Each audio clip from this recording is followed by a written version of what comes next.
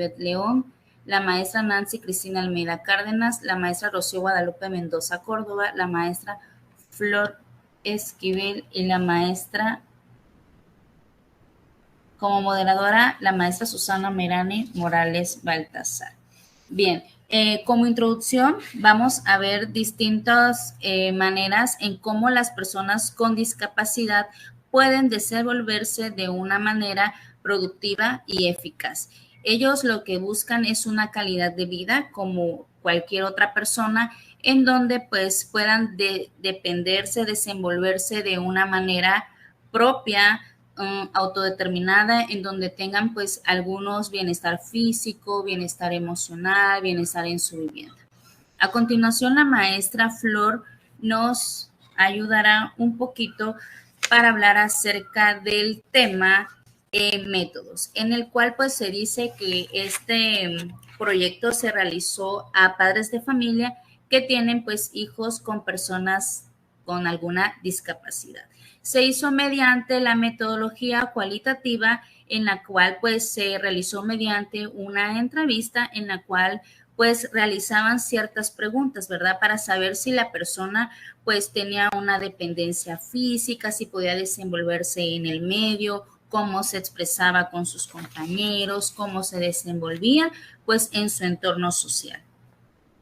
A continuación, la maestra Rocío Guadalupe nos ayudará un poquito para hablar acerca del tema resultados y discusión.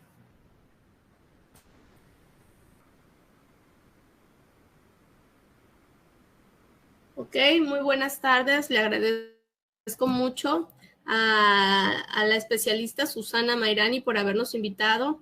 Y pues bueno, vamos a hablar un poquito de lo que fueron los resultados de este proyecto, la verdad, muy ambicioso, donde nuestro principal objetivo fue plasmar la calidad de vida que puede tener una persona con discapacidad. Y bueno, yo les vengo a hablar un poquito de los resultados. Los resultados se basaron en base a los 8 dominios de lo que es la calidad de vida y sus correspondientes indicadores, los cuales más adelante mis compañeritas les van a ir hablando acerca de cada uno de ellos. Yo por ahorita me voy a enfocar en lo que es el bienestar en general. Bueno, el bienestar en general se basó en 3 apartados. El primer apartado es bienestar emocional. Aquí la mayoría, bueno, cabe mencionar que esta entrevista son las visiones o las expectativas que los padres tienen acerca de sus hijos con discapacidad. La mayoría de los padres, en lo que es el bienestar emocional, un 73% describen a sus hijos en un estado de felicidad, es decir, de agrado, cariñosos, alegres, buenos, que son un encanto, paciente, noble. Y la mayoría y una medida de amor consideran a sus hijos adjetivos negativos como son nerviosos, rebeldes, introvertido. Cabe mencionar que esta cantidad de padres que consideran a sus hijos con adjetivos negativos están asociadas con familiares, con papás que presentan niños o hijos con discapacidades más profundas, es decir, más elevadas. Bueno, el segundo bienestar de que les vengo a hablar son de los bienestares físicos. De forma espontánea, los padres hacen referencia al estado de salud de sus hijos, remitiéndose al proceso de diagnóstico. Esto es principalmente en los casos más fuertes, es decir, cuando el papá está conociendo lo que es la discapacidad y está en esta búsqueda de poder establecer un diagnóstico. Generalmente los papás asocian el bienestar físico con este proceso.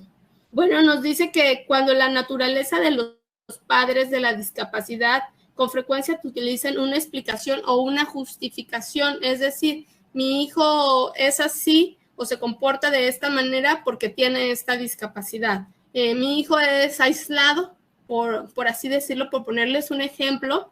Mi hijo es aislado porque es autista. Es como esta necesidad de ir justificando este bienestar físico.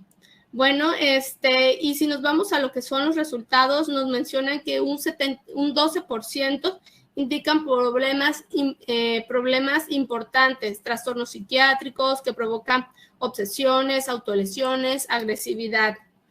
Y por lo tal señala la investigación previa, los problemas de conducta generan más impacto negativo en el bienestar individual y sobre todo en la familia. Ese es un punto muy importante que hay que rescatar, que no solamente se ve afectado el chico que presenta discapacidad, sino también se ve afectado todo lo que es la dinámica familiar. Y por último, les vengo a hablar de lo que es el bienestar material. Teniendo en cuenta que el 50% de las personas que tienen discapacidad de este estudio están en una edad de acceder al trabajo, es decir, de tener una vida laboral. Y llama mucho la atención que la mayoría, estos chicos o estas personas viven con algún familiar, ya sea con sus padres y todavía es que están presentes, o con algún hermano, con alguna hermana, con algún familiar el cual se hace responsables de su sustento económico, ¿no? Respecto a la vivienda, que también es un aspecto muy importante dentro del bienestar material, nos menciona que la mayoría, el 80%, no cuenta con una vivienda y, como mencioné, están viviendo con algún familiar, y el 15% restante están viviendo en centros, en residencias especializadas para atender a estos chicos. La preocupación del futuro es una constante versión o una constante preocupación en las entrevistas, en los foros, sobre todo de los padres, ¿no? ¿Con quién van a vivir sus hijos cuando ellos falten? Es una constante preocupación que están teniendo los papás por esta situación. Esta fue una de las principales bases para poder hacer este proyecto. Le agradezco mucho y quedo a sus órdenes.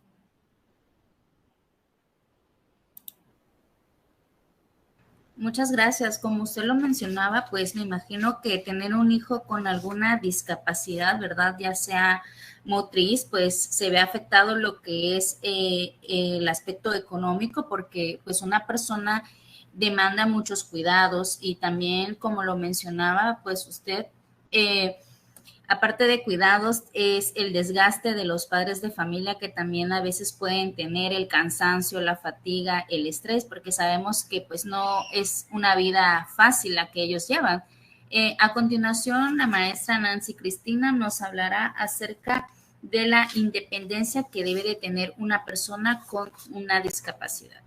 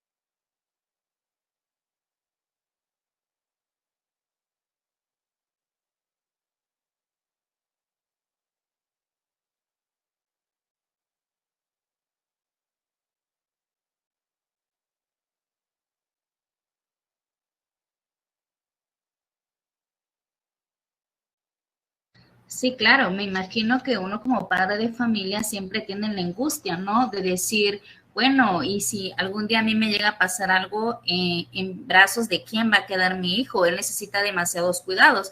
Pero si hablamos en términos como usted nos mencionaba, pues a veces los padres de familia tienden a proteger excesivamente a las personas con discapacidad porque creen que no pueden desarrollarse de una manera dependiente. Sin embargo, nos han demostrado que pueden y pueden hacerlo de una manera tan autónoma como cualquier otro ser humano, ¿verdad? A continuación, nuestra experta Lilibet León nos hablará acerca de la participación social de las personas con discapacidad. Gracias, maestra Susana, por haberme hecho partícipe de esta mesa de análisis virtual. En esta hora les voy a hablar un poquito acerca de las relaciones interpersonales. Bueno, este tema es algo que preocupa a los padres de familia, ya que sabemos que una relación interpersonal es recíproca entre dos o más personas. Las relaciones que se establecen, los vínculos y los contactos sociales y afectivos que se ven, pero sobre todo los padres mencionan la sociabilidad, el gusto por la gente de sus hijos. Y ellos mencionan entre uno que al niño lo conoce todo el mundo. No le ponen mala cara, pero tampoco los invitan a salir, a dar un paseo, a andar en bicicleta. No se sienten parte de un grupo y pues prácticamente terminan relacionándose únicamente con sus padres y que son los que están alrededor, ¿no? Habría que constatar también si son percepciones de los padres o son realmente las barreras que impide al niño el no querer relacionarse con las demás personas. Por ejemplo, tendría que ver si son comprendidos o valorados, si experimentan intereses por las personas, si les da miedo también entablar esas relaciones y también si no les gusta la gente o particularmente si no confían en la gente. Mayormente lo que una madre de familia, un papá o una mamá les advierte a los niños es cuídate de las personas, no confíes en ellos. Entonces, ahí también nosotros como papá estamos como que criando esa desconfianza en los hijos. Una de las cosas también es que la literatura señala que tanto las personas con discapacidad como sus familiares tienen menos relaciones sociales y están expuestas a un mayor riesgo de aislamiento social, debido a que si tienen un hijo con alguna discapacidad, evitan el ir a una actividad social o un grupo porque su hijo no se siente a gusto y desde allí es donde comienza el aislamiento. Desde allí comienza el aislamiento, ya que, por ejemplo, si al niño no le gusta ir a la actividad, a, no sé, algún juego, que le invitaron a una fiesta, si no les gusta, pues por ende los padres de familia tampoco querrán ir por no dejar a solas a su hijo. También allí entran los derechos de las personas con discapacidad y también los derechos de nosotros como personas. Sabemos que los derechos son las condiciones que nos permiten a la persona la realización, pero en un documento los padres coinciden en afirmar que los hijos tienen derechos como todos, pero con matices, como con decisivas, ya que perciben que no están preparados para ejercerlos. Pero yo siento que un derecho no tenemos que prepararnos, o sea, no tenemos que prepararnos para tener el derecho a la vivienda, al ser tratados. Para eso no tenemos que prepararnos para que nos traten bien, sino pues que es un derecho que todos ejercemos como personas. También debido a eso las familias persisten en una visión de sus hijos como seres indefensos. Lo que mencionaba también la maestra Nancy, que vuelven a hacerse, de los padres, vuelven a hacerse sobreprotectores, porque se han desarrollado las estrategias de cuidado, pero ahí interviene la demasiada protección y una demasiada protección ya se convierte en sobreprotección y lejos de hacerles un bien se les perjudica a la persona que tiene la discapacidad. También es importante que las personas con discapacidad también se les incluya. Hablábamos de la inclusión, ya que necesitan a alguien que los defienda o los proteja. siguen percibiendo escasez de medios, por ejemplo, la falta de apoyo social, la comprensión, pero mayormente ahora se ha visto más solidaridad, visibilidad y también menos tabús acerca de las personas con discapacidad, pero también se les ve más por los sitios alrededor, los parques, las actividades, los centros ceremoniales. Tenemos que ser más empáticos con las personas con discapacidad, pero no solo con la persona que padece la discapacidad, sino con todas las personas. Creando empatía vamos a tener más solidaridad y vamos a crear un vínculo más y sobre todo vamos a querer desarrollar esas relaciones interpersonales que nos hace falta y sobre todo lograr que todos puedan tener las mismas posibilidades y oportunidades para realizarse como individuos y allí portar y seguir manejando las relaciones interpersonales. Le agradezco, maestra Susana, su invitación y sigo a sus órdenes. Muchas gracias, maestra Lilibet. Bien, como usted lo mencionaba, ¿verdad? Es muy importante que nosotros aprendamos a incluir a las personas con discapacidad. Ahorita, pues ya hay muchas escuelas que permiten esa inclusión, ¿verdad? Donde ya llegan personas o niños con distintas discapacidades y pues el docente también tiene que estar especializado de cierta manera para poder atenderlo de acuerdo a sus necesidades. Es muy importante también que los padres de familia pues no los incluyan, ¿verdad? Como usted lo mencionaba, cierta parte de padres de familia pues reprima al niño en no llevarlo a paseos o no hacer muchas actividades que ellos creen que no pueden realizar, ¿verdad?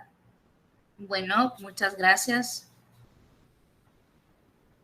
A continuación sigue la maestra Flores Clevel, que nos va a hablar un poquito más acerca del tema. Buenas tardes a todas. Es un placer estar con ustedes compartiendo este espacio en esta tarde. Ahondando un poco más la dimensionalidad del concepto que estamos trabajando, porque en sí lo que se busca es la calidad de vida, como bien se ha mencionado. Dentro de de las investigaciones que se han realizado, los métodos que se han utilizado han sido de padres y madres que en su totalidad fueron de docentes al inicio, y posteriormente estos dos fueron recopilando a través de cuestionarios que se aplicaron a los padres, centrándose precisamente en analizar sus experiencias en torno a la autodeterminación de sus hijos. Hubo una segunda fase que, para profundizar sobre el mismo cuestionamiento, se realizaron entrevistas, lo cual permitió identificar múltiples dominios e indicadores de la calidad de vida.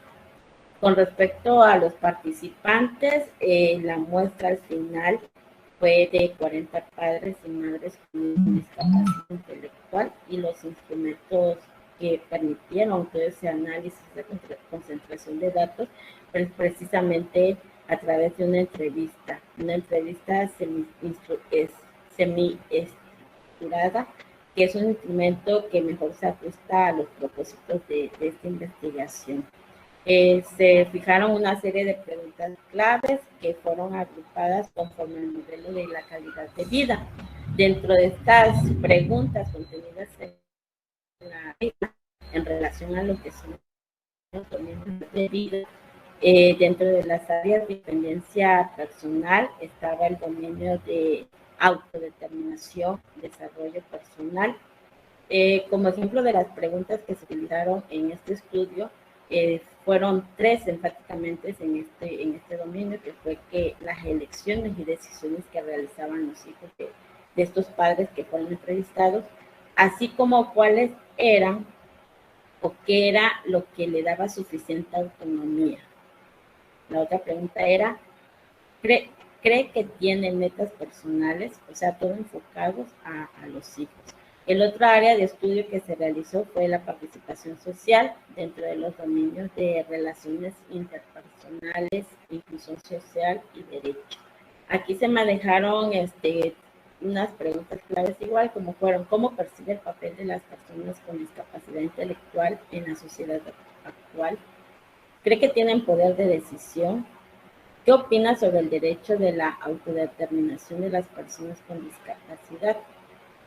También dentro del área del bienestar general se encontraron los dominios de bienestar emocional.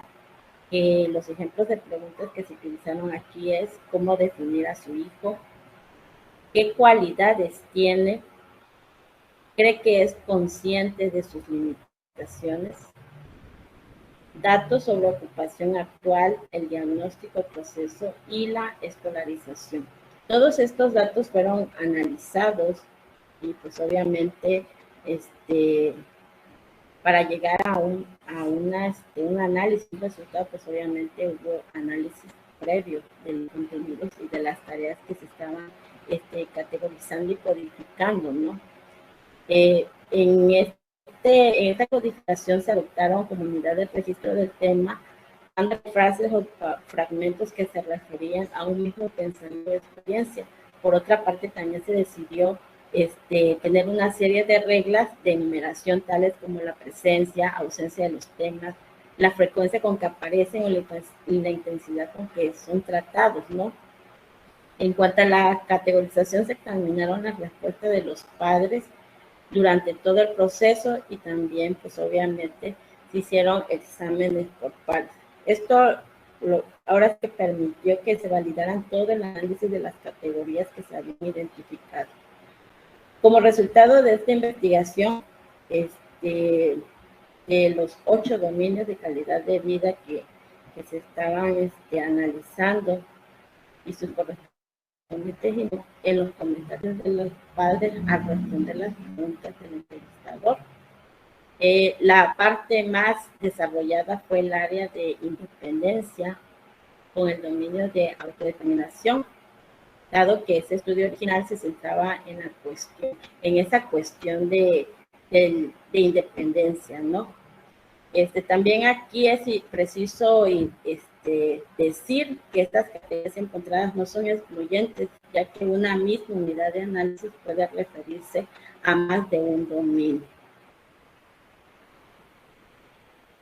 Pues esa es prácticamente la intervención, y pues obviamente le agradezco el espacio que me ha permitido en este momento compartir con ustedes. Gracias por su atención. Muchas gracias, maestra. Bueno, ya para ir concluyendo el tema, tenemos tengo las siguientes conclusiones. La conclusión número 1 que pude percibir a lo largo de esta charla tan amena que tuve con ustedes es que, en primer lugar, en cuanto al bienestar general de las personas con discapacidad, generalmente con la entrevista, el análisis, lo que ustedes me pudieron decir y opinar, pues tienen un bienestar bueno. Mi segunda conclusión sería que se ve notariamente que las personas con discapacidad siguen siendo instruidas, siguen siendo guiadas por personas, ¿verdad? Ajenas, pues familiares, pero siguen sin dejar pasar a través de ellos, siguen pasando a través de ellos, es decir, no los dejan decidir, ¿verdad? Y por último, y mi tercera conclusión sería que pues todavía es una utopía el hecho de que las personas con discapacidad pues puedan incluirse. Sigue pareciendo pues algo tal vez discriminatorio, ¿verdad? Que no en todas las escuelas pues permiten a ese tipo de personas. Finalmente, hay algo que recalcar muy importante que nos habla acerca de la Asamblea General, ¿verdad? Investigué un poquito acerca de los derechos y se me hace muy prudente el artículo número 2, donde dice que todas las personas tienen los derechos y las libertades proclamados en esta declaración, es decir, sin distinguir raza, color, discapacidad. Bien, creo que eso ha sido todo por el día de hoy. No sé si gustan hacer una pregunta. Creo que quedó todo muy claro, ¿verdad? Bueno, pues muchísimas gracias por su participación en esta mesa virtual. Les agradezco su puntualidad, su participación y espero pues poder estar nuevamente con ustedes guiándonos e informándonos acerca de un nuevo tema. Muchísimas gracias a todas. Fue un placer. Gracias.